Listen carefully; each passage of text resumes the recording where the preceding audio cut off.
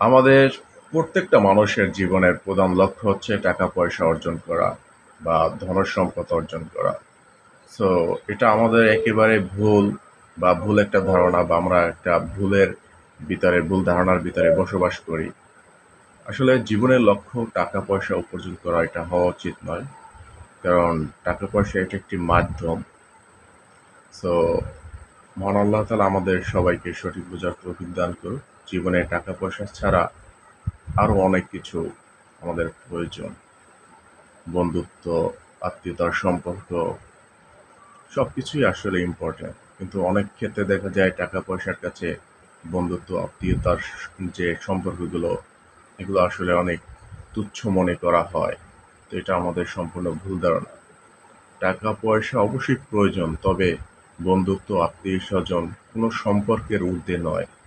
সবার প্রথম হচ্ছে আমাদের ভালোবাসার সম্পর্ক, আমাদের আত্মীয়তার সম্পর্কগুলো এগুলো হচ্ছে সবার ঊর্ধ্বে।